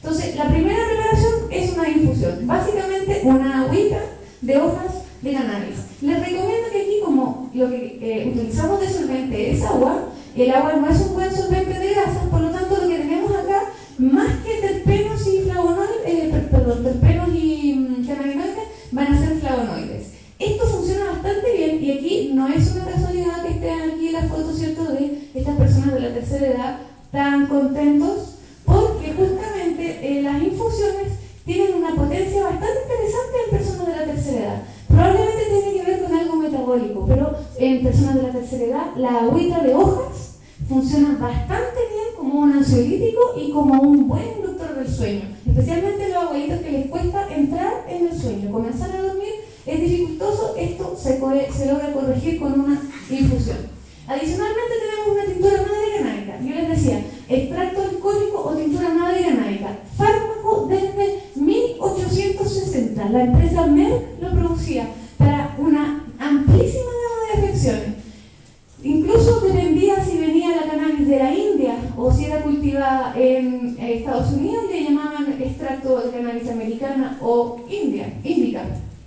Y bueno, básicamente es el enguindado del que yo les hablaba, ¿cierto? Hojas de manicura van a producir extractos ricos en terpenos, con cannabinoides, pero principalmente ricas en terpenos, mientras que si usamos flores vamos a tener un extracto rico en cannabinoides, con terpenos también, pero concentradas en cannabinoides. Para esto nosotros recomendamos el siguiente procedimiento. Para empezar, la materia vegetal, mezclarla con alcohol etílico, ojalá enfriado, y este alcohol etílico al 99,9% o absoluto. Se le llama para análisis, PA. Es de uso industrial, no debería estar con venta regulada, pero igual te piden un permiso del SAC o ser un vendedor o haberles comprado antes, ser un comprador de antes, entonces podrían tener problemas para conseguirlo. De cualquier modo, inténtalo. Diprolab vende uno de marca Winter que anda bastante bien. Alcohol etílico enfriado en presencia de la materia vegetal, se tritura, les recomiendo triturar con una mini pimer, una cosa así, en presencia del alcohol para que sea más fácil triturar, y se deja reposar la materia vegetal en un vasito transparente. Lo dejo reposar para medir, para esperar aquí que se decante todo este volumen, esta materia vegetal, se aconche, materia vegetal molida, porque cuando se aconche, a este volumen, si lo tengo graduado bien, y si no, puedo utilizar una regla para ver cuál es la altura de este volumen, a este yo le llamo mi volumen de trabajo. Entonces luego, lo que yo hago es utilizar este volumen de trabajo como referencia para saber cuánto alcohol voy a agregar para la dilución final, para la tintura. Y lo que hago es que mido este volumen y le agrego hasta completar 4 veces este volumen. Para este ejemplo, el volumen era de 1.3 centímetros, entonces lo que yo hago es multiplicarlo por 4, y aquí en la regla miro y llego hasta 5,2 centímetros completo con alcohol.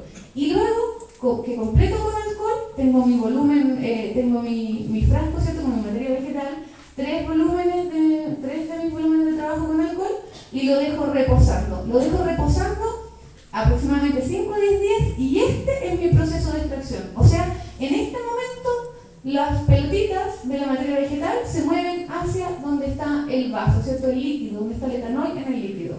Extraigo y luego lo dejo extrayendo de 5 a 10 días en oscuridad y tapadito, y luego filtro y trasvasijo a otro envase. Lo trasvasijo a otro envase y les recomiendo lo siguiente: utilizar uno de estos frascos. Se llaman frascos de reactivo, se los prometo, no tienen un nombre. Frasco de reactivo, originalísimo, tapa azul. También lo pueden encontrar con tapa naranja. Así lo van a poder comprar. Frasco de reactivo, tapa azul, tapa naranja. Lo importante es que sea tapa roja, que tenga hilo, porque como lo que vamos a hacer ahora es ponerlo a calentar, va a aumentar la presión y no queremos que explote. Entonces, ¿qué es lo que vamos a hacer ahora? Lo vamos a poner a calentar para decarboxilar los cannabinoides.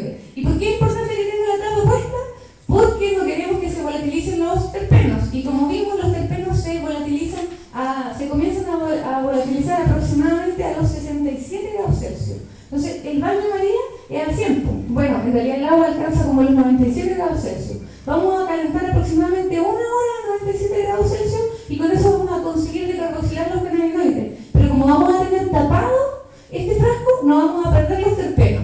Luego que lo dejo en ebullición a 60 minutos a baño María, espero que se enfríe a temperatura ambiente y abro este frasco y envaso en un gotario color ámbar o en algún gotario al que lo cubro para que no le llegue la luz solar y está listo para ser utilizado. Aquí tenemos nuestra primera tintura madre.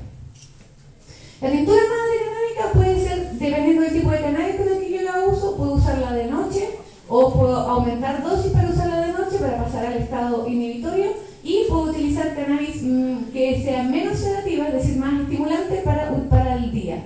Puedo así utilizar diferentes preparados durante el día y la noche y con eso también disminuyo la generación de tolerancia, es decir, con eso también puedo mejorar el tiempo de reacción, el tiempo en el cual estas gotas me van a estar funcionando. Interesante que el uso es paliativo, ¿cierto? No es curativo, no se cura la enfermedad, pero me alivia las molestias. Es analgésico, antiinflamatorio, antiemético, es decir, para los vómitos, funciona como ansiolítico, como antiespasmódico, como anticonvulsivante, y esto es súper importante porque también nos va a funcionar para potenciar el efecto de extractos concentrados de cannabis. Entonces, cuando el extracto concentrado de cannabis todavía es muy poco, podemos incorporarle tintura y me da un aumento en la potencia de los cannabinoides. Disculpa, una consulta. Si no se puede, no nos podemos conseguir el alcohol etílico del 99,9%.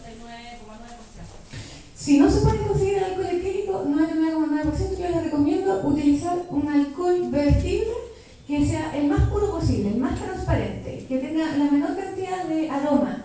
Entonces, y aumentar el tiempo de extracción. Como el alcohol etílico está puro, en este caso yo voy a extraer de 5 a 10 días. ¿Cuál sería ese alcohol? Un gin, un vodka, estos piscos triple destilados, no sé qué, que tienen como son bien insípidos.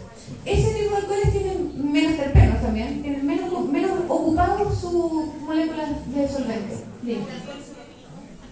El alcohol isopropílico, el alcohol isopropílico es tóxico, entonces te sirve, pero no para uso oral, te sirve para uso tópico. No es una, sí, lo puedes evaporar, pero en realidad el alcohol isopropílico siempre queda.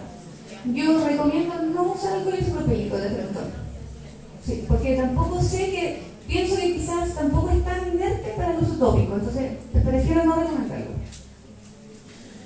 Entonces, para el caso, si no tengo alcohol, no me puedo conseguir alcohol etílico puro, lo que hago es utilizar un alcohol bebestible, aumento el tiempo de extracción, aumento por lo menos a un mes, una cosa así, ¿cierto?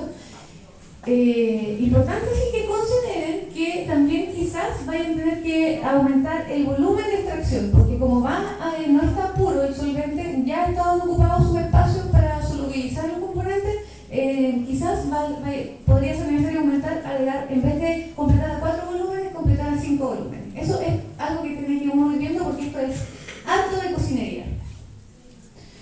Para hacer fría canábica, lo que les recomiendo, chicos, es siempre tener como base la tintura canábica. Entonces tengo una tintura canábica, 50 a 70% de tintura canábica, lo combino con 50 o 30% de una base oleosa, que puede ser un aceite fluido para generar una emulsión, o podría ser una vaselina sólida para hacer una crema, dependiendo de cuál sea el uso que yo le voy a dar. Pero sí, es importante que esté presente siempre el alcohol. Por algún motivo, la solubilización, la biodisponibilidad de las moléculas a través de la piel, en presencia del alcohol es bastante mejor que en ausencia del alcohol. Probablemente se agregan cuando se concentran mucho los cannabinoides y disminuye su biodisponibilidad.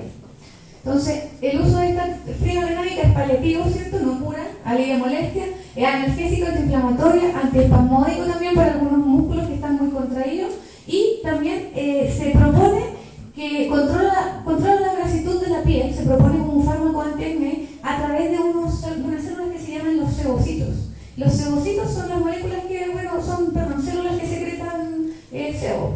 Y el sistema endocannabinoide regula bastante la producción de sebo. Entonces se propone, pero todavía está en fase de propuesta. Para preparar extracto concentrado de cannabis, mi recomendación es el mismo formato, mezcla en presencia de alcohol etílico, lo mezclo, espero completo, a ver mi volumen de trabajo, completo 4 volúmenes con el etanol, pero ahora en vez de dejarlo en extracción por 5 a 10 días, lo que hago es dejarlo en extracción durante toda la noche o durante un día máximo, es decir, 12 a 24 horas. Lo dejo en extracción en frío y con eso evito que tanta molécula que se solubiliza muy rápido, como por ejemplo los pigmentos que se solubilizan súper rápido, pasen tanto a la fase alcohólica. Entonces, en el fondo, lo que yo quiero en un extracto concentrado es tener concentrado mi cannabinoides más que los terpenos, porque los terpenos los obtengo de una tintura fácilmente. Entonces, ¿qué es lo que yo quiero acá? Tratar de favorecer la extracción de cannabinoides más que de otras moléculas. Entonces, la extracción va a ser en frío para disminuir un poco la solubilidad de algunas moléculas, pero no de los cannabinoides, y va a ser por menos tiempo. Entonces, con eso voy a filtrar y voy a obtener un extracto más claro, pero este extracto más claro lo voy a evaporar. Entonces, lo que primero hago es decarboxilarlo, igual como les mostré antes, decarboxilo por 1 hora a ebullición, con la tapa cerrada, espero que se enfríe y luego lo trasvasijo a un envase con tapa ancha para evaporar hasta 65 grados Celsius. En un baño María, pero controlo la temperatura. Si aumento la temperatura sobre 65, lo que ustedes van a notar es que van a empezar a salir olores. Va a empezar a salir olor a frutita, olor a flor, olor a cannabis. Va a salir, los primeros terpenos van a salir a los 67 grados Celsius. Y ese va a ser su recordatorio que tienen que bajarle a la potencia de lo que están calentando. Entonces, van a estar a baño María, ¿cierto? Ojalá con un termómetro, no sea el olor, ¿cierto? Lo que siempre nos indica que se están evaporando los terpenos. Ojalá a 65, y lo que voy a obtener después es un residuo. O sea, va a evaporar todo el alcohol que está acá y me va a quedar un residuo café. Un residuo cafezoso, como pegado, algo como duro, difícil de manipular. De hecho, va a estar tan pegado que si se enfría va a ser imposible de manipular, se va a pegar al vidrio. Entonces, lo que hago ahí es mezclarlo en tibio con algún aceite. Normalmente recomendamos el de coco porque pareciera ser que mejora bastante la biodisponibilidad de los cannabinoides en este formato tan concentrado. También pueden usar el aceite de cáñamo, que es interesante porque el aceite de cáñamo que proviene de la semilla tiene los cannabinoides, tiene los precursores de cannabinoides. No tiene cannabinoides, pero tiene los ácidos grasos precursores, entonces también podría ser una buena idea. También en aceite de oliva si no tienen ninguno de estos dos, ¿cierto? Y este instrumento de acá, que se llama mezquino, no sé, está bien blanco, no sé si lo alcanzan a ver. Este instrumento de acá, súper bueno para hacer la mezcla. Con este pueden mover el aceite de coco, lo homogenizan junto a la resina, harto rato, con paciencia, la madre de todas las ciencias, mueven ahí, mueven, hasta que se quede homogéneo, es decir, no tenga pedacitos de moléculas, pedacitos de resina dando vuelta en el aceite, que esté bien solubilizado. Ahí está listo para ser envasado en una jeringa, ¿cierto? Este es el formato concentrado de los cannabinoides que teníamos acá. Desde más o menos 10 gramos de flores, obtengo aproximadamente, utilizando este protocolo, aproximadamente 13 ml de resina. Eso significa que en cada ml voy a tener 3,3 gramos más o menos de flores. O sea, es alto, se concentra bastante, ¿cierto? Dígame. Una consulta, ¿el cogollo tiene que estar seco o da lo mismo si está verde o recién sacado? Ajá. Idealmente para preparar esto, yo te recomiendo usarla seca y de hecho curada, porque con eso aumenta la degradación de la clorofila. Entonces la clorofila no se pasa tanto al extracto, no me ensucia en el fondo la clorofila. Y pudiera ser molesta de esta forma la clorofila porque pica, es como picante. Entonces a las personas les molesta consumir el aceite tan picante. Entonces en este caso sería bueno poder sacar un poco tanto la clorofila, aunque no es mala, incluso podría ser incluso hasta buena. Dicen que es un buen desintoxicador hepático. Yo no sé mucho de la clorofila, pero eso estuve leyendo hace poquito. Una consulta, finalizado, preparado, ¿cuánto es más o menos el rango que me duraría el vencimiento? ¿Cuánto dura? Esto se envasa y se guarda en la parte en el refri donde van las frutas, a 4 grados Celsius, donde van las frutas y verduras, y dura años. Dura años. ¿No es necesario adherirle algún preservante, algo que sea con parabenos naturales? A 4 grados Celsius no. A temperatura ambiente, por ejemplo, la tintura dura aproximadamente 3 meses y tiene una vida media de 3 meses. O sea, al cabo de 3 meses, si yo lo dejo a temperatura ambiente, voy a tener la mitad de la concentración que tenía antes, más o menos. Pero a temperatura ambiente. Entonces, si yo voy Si preparo una tintura o un extracto que me dura poquito tiempo, lo guardo ahí conmigo, lo ando trayendo conmigo, da lo mismo, no tiene mucha relevancia. ¿Sí? Así se almacena. Jimena, no sé si me perdí o no, pero para hacer ponte tú un ungüento con vaselina sólida, ¿cómo era hacer esta tintura madre? Sí, se combina la tintura canábica en proporción 50-70% de tintura versus 50 o 30% de la base oleosa. Básicamente lo que yo quiero acá es que no se me reseque la piel con el etanol. Entonces por eso es importante que la base oleosa puede ser incluso una crema de cuerpo. Y sobre la crema de cuerpo, yo me pongo por ejemplo la crema de cuerpo en la piel, aquí en el bracito me duele, entonces pongo la crema y sobre la crema tengo una tintura, le echo gotitas de tintura y me masajeo así mismo, directo. No es necesario prepararlo aquí en un envase, ¿cierto? Esto es como la forma más práctica para tenerlo separado, pero no es necesario. Disculpa, ¿da lo mismo el tipo de planta como para hacer una preparación? ¿Tópica? Claro. Para una preparación tópica yo no he encontrado tanta diferencia. No he visto nada que sea como indicativo de que usar un tipo de crema, por ejemplo, versus una sativa. No he visto nada que me indique diferencia en ese sentido. ¿Ya? Entonces el extracto concentrado de cannabis es un extracto de alta potencia, se administra vía digestiva, es decir, directamente lo consumo para que mi sistema digestivo lo incorpore, o lo puedo administrar de forma tópica, mezclado con crema para frega. No se lo recomiendo, sí, se lo menciono, pero no se lo recomiendo. Le recomiendo la forma tópica siempre en presencia de alcohol. El uso paliativo de síntomas, analgésico, antiinflamatorio, antiespasmódico, antiemético, es decir, para los vómitos y náuseas, anticonvulsivante, pero tiene otro tipo y lo voy a poner aquí con comillas y además en cursiva, curativo, porque no es curativo realmente, pero ténganlo presente. Se utiliza de forma curativa en terapias de alta dosis como agente antitumoral, lo vamos a ver en la sesión de cáncer, no hoy día, y se utiliza también como uso curativo como anticonvulsivante, porque teóricamente, dado que tiene un efecto un poco neuroprotector, es un promotor de la plasticidad neuronal, se propone que pudiera funcionar para reparar zonas que están un poco dañadas en el cerebro. Fernando les va a dar una cátedra de esto.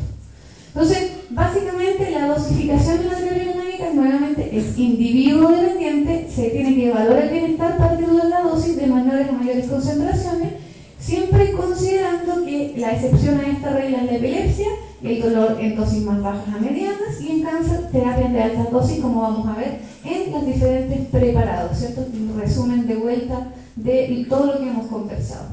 Precauciones de uso en enfermedades crónicas. Esto se los muestro, pero siempre lo vamos a estar mostrando. Hipertensión, porque existe me comí aquí una letra R, una probabilidad de presentar efectos adversos llaman paradojales, es decir, presentar, en el caso, normalmente la cannabis el efecto es hipotensor, en personas con hipertensión pudiera presentar un efecto paradojal hipertensivo. En caso de insuficiencia renal también hay que tener precaución en el uso, hay que monitorear la función renal. En la insuficiencia hepática tengan presente que lo que uno hace al incorporar los cannabinoides vía oral es pasarla para que se metabolice a través del hígado antes de que nos haga efecto. Así que si tenemos un hígado funcionando medio camino, sobrecargarlo con cannabis es quizás no una idea tan positiva, tan buena, ¿cierto? Y en diabetes tener presente que cuando tenemos el páncreas, la función pancreática involucrada en esta enfermedad, hay que suspender el uso de cannabis. No hay que administrarlo más. Algunas otras precauciones generales de uso es que siempre hay que evaluar los efectos desde dosis muy bajas hacia dosis mayores de acuerdo a la vía de administración.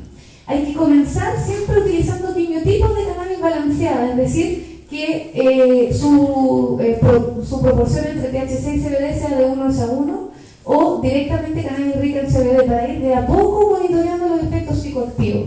Adicionalmente hay que evaluar los beneficios y riesgos del uso del cannabis, es decir, cuánto necesito usar esto para mi afección, ¿cierto? Y cuánto daño me podría producir el uso. Por ejemplo, me podría alterar la vida, me podría alterar el ciclo, qué sé yo. Podría incluso, porque yo tengo mis propios preconceptos y prejuicios con el uso de cannabis, podría alterar mi ánimo. Entonces, también en ese sentido es importante tener presente como el estado en que está uno para consumir cierta sustancia. Y entonces balancear en ese sentido y también mantener siempre los productos fuera del alcance de niños y mascotas, porque particularmente perritos, se ha visto que han llegado perritos y han muerto mascotas viejitos, viejos, mascotas ancianas que tenían alguna condición anterior, por ejemplo, alguna condición cardíaca anterior, mueren porque se comieron un brownie, encontraron un brownie y se lo comieron por accidente y, bueno, sus funciones finalmente fallan. Así que ahí, ojo.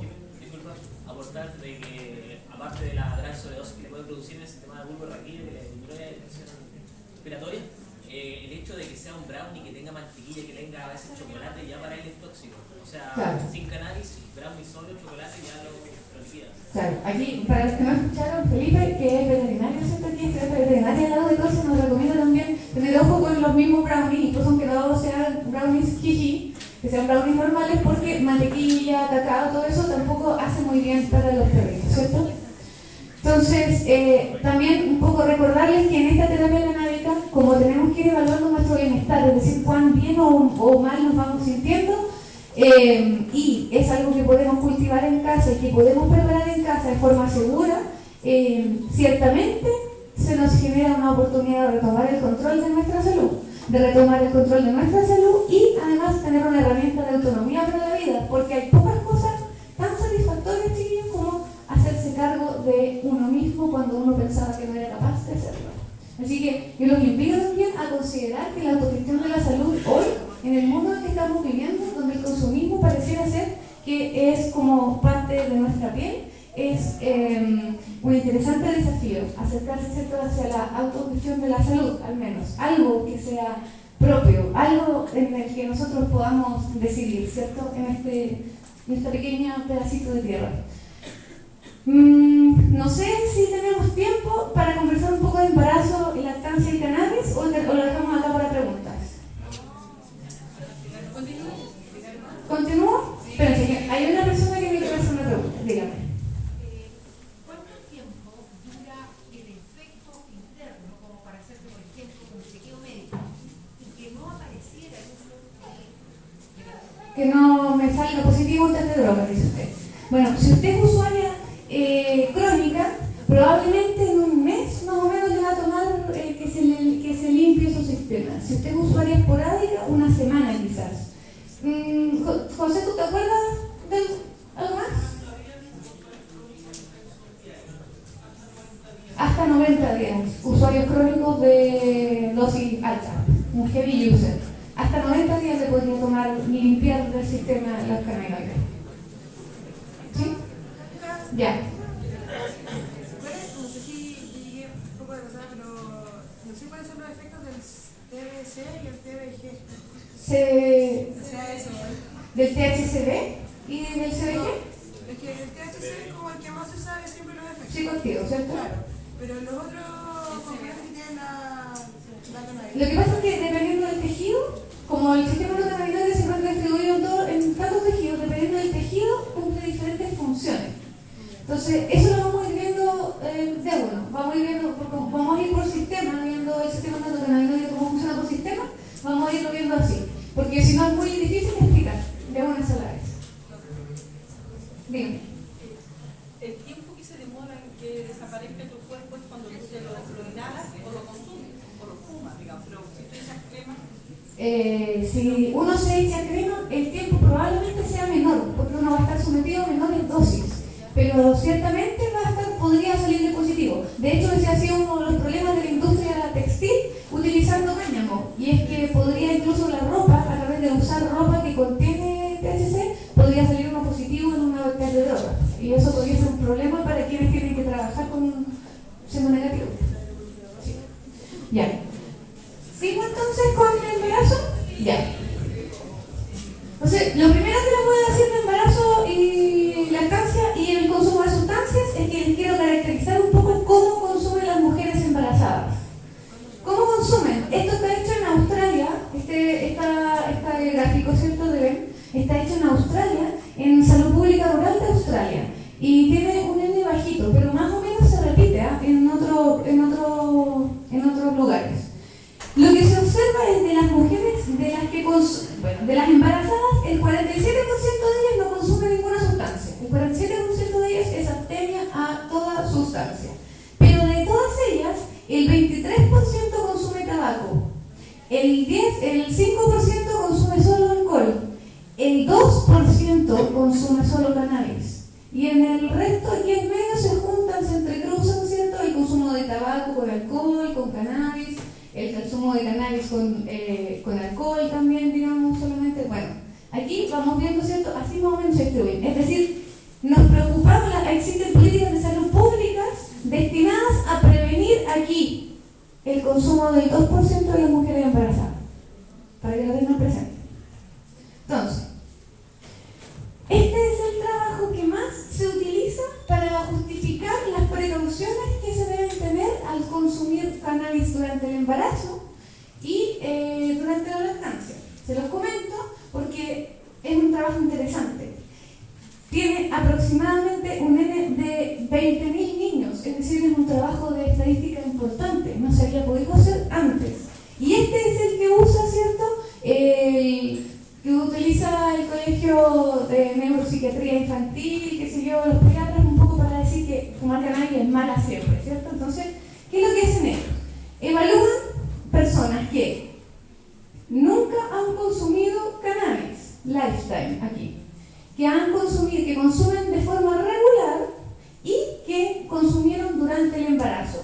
Y evalúan qué sucede con el recién nacido, si presenta o no presenta diferencias que se indican acá. Entonces aquí dicen, por ejemplo, talla al nacer, y aquí muestran el valor de la talla al nacer. Aquí van mostrando la talla al nacer y aquí muestran si acaso es normal o no. Entonces aquí dicen, ¿es normal? En este caso, el no, porque este valor de acá es la referencia. Una persona que no consume y que presenta una talla normal. A esto se refiere con esta columna. Entonces, talla normal y talla un poquito más bajita para el caso de esta columna. En el caso de la edad gestacional, que es esta que vemos acá, esta segunda que está acá, el segundo valor de acá, es la edad hasta que se comenzó, hasta que se nació la guagua. ¿Cuánto tiempo estuvo gestándose? ¿Cuántas semanas? Entonces muestran una persona que nunca ha consumido cannabis, un embarazo de término, y qué sucede con una persona que ha nacido, una guagua que ha nacido un poco distinta, con cuántas semanas de término. Si se dan cuenta, las diferencias son nada, entre 38 semanas, 38.6 semanas y 38.8 semanas. Esto es la normalidad, de acuerdo a una persona que no consume cannabis. Si aquí tenemos una persona que consume cannabis, pero que no consumió durante el embarazo, y aquí una persona que consumió durante el embarazo también. Es importante que les comente acá que este trabajo no se separan, aquí no son mujeres que solo consumen cannabis, aquí son policonsumidoras, pero para el trabajo vamos a aceptar, ya se nos voy a mostrar, vamos a aceptar que esto, como vamos a considerar que esto es solamente cannabis, ¿sí? Porque no tenemos cómo separar esas variables. Entonces, ¿qué les quiero mostrar? ¿Qué se destaca de este trabajo? Se destaca particularmente que los niños nacen niños de mujeres que consumieron cannabis antes de embarazarse o que lo hicieron durante el embarazo. Se ve que son niños que nacen con tallas pequeñas, y es lo que se ve acá. Tamaño de, SGA significa pequeño para su edad gestacional, y aquí lo muestra. ¿Cuántos son pequeños para la edad gestacional de una persona que no consume? 10%, 13%. En cambio, en el caso de los usuarios de cannabis, 17% presenta una edad más pequeña, casi el 30% cuando fuman durante el embarazo presenta una talla más pequeña. Imagínense, normal el 14%, en mujeres que han consumido antes de embarazarse el 18%, y mujeres que consumen durante el embarazo el 30%. O sea, uno mira esto y dice, es alta diferencia, es aproximadamente el doble. ¿Se fijan? Aumenta también el número de ingresos a la unidad pediátrica de cuidado intensivo. Y esto, quiero que vean acá también, ocurre justamente en las mujeres que declaran que consumen. Y esto es un artefacto. Esto las mandan a un cuidado intensivo porque los médicos pediatras se asustan cuando escuchan que una mujer consumió cannabis antes del embarazo y durante el embarazo, así que la manda a la unidad pediátrica de cuidado intensivo. Este es el primer artefacto. Vamos a ver el resto. Adicionalmente, sabemos que los niños nacen con una menor talla, y es lo que muestran acá. Aproximadamente nacen, esto es en gramos, mujeres que consumen cannabis antes del embarazo, los niños nacen con 670 gramos y deberían haber pesado 690. De nuevo, al revés. 3,19 gramos es lo anormal frente al 3,3 gramos que es lo normal. O sea, aquí la diferencia entre 3,3 y 3,19 es de 1,1, ¿no? ¿Por ahí? Sí, son 3,3 kilos. En gramos la diferencia es de aproximadamente entre este y este. Son como 100 gramos, ¿no es cierto? 100 gramos, chiquillos. 100 gramos. Y la conclusión de acá tiene 3 asteriscos. Realmente muy significativo esos 100 gramos, dicen en este trabajo, en mujeres que consumen. Entonces, ¿cuál es la conclusión que se saca de acá, chiquillos? La conclusión que se saca y se divulga de acá es que mujeres que consumieron cannabis antes de embarazarse tienen hijos más pequeños, mucho más pequeños al nacer, significativamente, 3 asteriscos significativos por 100 gramos de diferencia. ¿Se dan cuenta? Sigamos. Adicionalmente, tenemos menores tallas al nacer, y aquí se los pongo en azul, ¿cierto? Porque ya vimos que la diferencia son de 100 gramos, y quiero que vean acá que lo que sale entre paréntesis, además de que son solamente 100 gramos de diferencia, además entre paréntesis se indica la desviación estándar. Fíjense cuál es la desviación estándar: 690, 670 gramos. Y la diferencia entre uno y otro es de 100 gramos. O sea, la desviación estándar de la medida es más grande que la variación que hay entre uno y otro. Aún así, se mantiene la conclusión. Súper significativo. 3 asteriscos, 2 asteriscos de significancia en las menores tallas al nacer y también en la promoción del parto prematuro, que también sale acá, ¿cierto?, en la edad gestacional, donde se observa una diferencia de 38,7 a 38,1 semanas de edad gestacional. Es decir, las bobitas salen con algunos días de diferencia. Esos días de diferencia tienen 3 asteriscos de reproducibilidad. Es decir, aquí tenemos un trabajo hecho para evaluar el efecto del consumo previo y durante el embarazo en el desarrollo de un bebé, ¿cierto?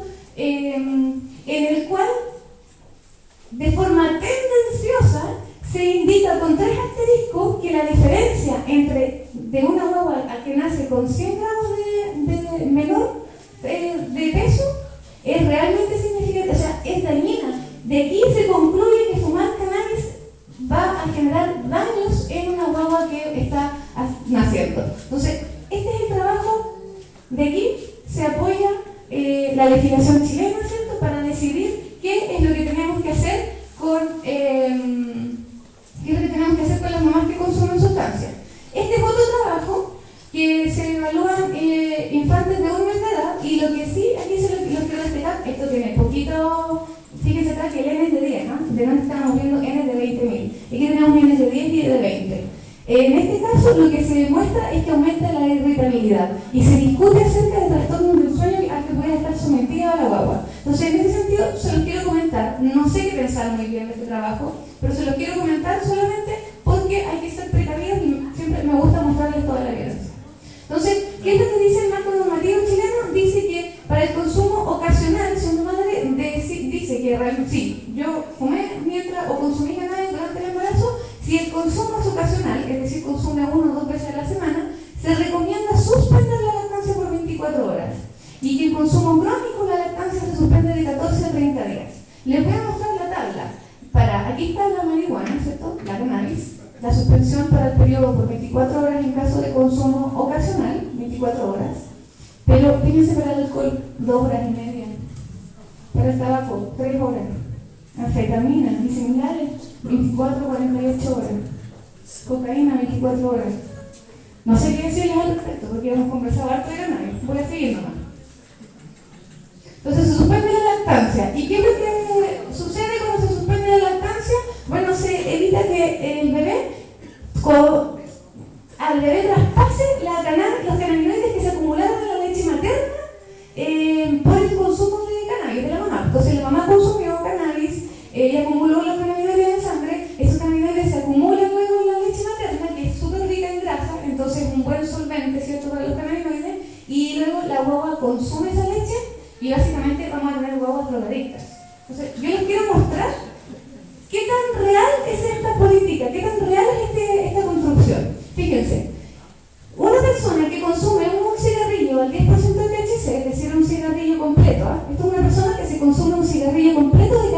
de mediana potencia, eso significa 10% de THC. Se consume 10%, perdón, es un cigarrillo al 10% y la transformación metabólica en el hígado lo que hace es que se alcanzan en sangre aproximadamente 80 nanogramos, ¿ya? De aquí, de los gramos que incorporamos, de los miligramos de los que incorporamos, y vamos a obtener 80 nanogramos de 11 nor-THC en sangre, por ml de sangre, ¿ya? Eso es lo que dice la guía canadiense, eso es lo que la guía canadiense ha determinado. Luego que una persona fuma esta cantidad de cannabis, van a su sangre, la estudian y encuentran este valor. Entonces, en leche materna se supone que se concentra 8 veces. Los cannabinoides que están en sangre se concentran 8 veces. Así que estos 80 nanogramos por ml van a concentrarse 8 veces. O sea, de 80 vamos a tener 640 nanogramos de cannabinoides cada ml de leche, cada mililitro de leche. ¿Ya? Suponiendo que esta transformación es directa. O sea, 640 nanogramos de cannabinoides cada ml de leche, y para que un recién nacido que pese 30 kilos, perdón, 3 kilos, ¿cierto? Un recién nacido, más o menos, 3 kilos.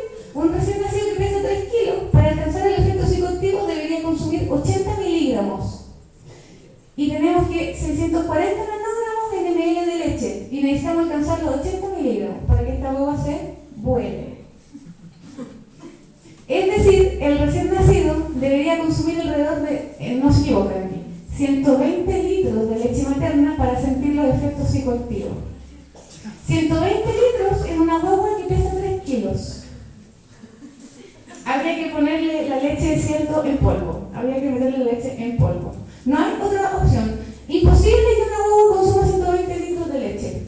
Sin embargo, somos precavidos y nuestra recomendación siempre va a ser, ojalá no consumir cannabis mientras está lactando, o evitar darle de esa leche a los niños, aunque sabemos que pasa bien poco. Igual podemos evitarlo, solo para quedar con la conciencia tranquila. Pero pasa, chiquillos, realmente pasa súper poco. Eventualmente, nosotros como fundación aspiramos a medirlo, nos gustan estos desafíos. Así que esperamos poder después, en vez de hacer esta aproximación teórica, tener los valores reales. Eventualmente, los próximos talleres de los próximos años quizás lo vamos a poder hacer. Así que esa es la información respecto a la lactancia y materna y consumo de cannabis. Así que muchas gracias por su atención y eso, estoy lista para responder sus preguntas.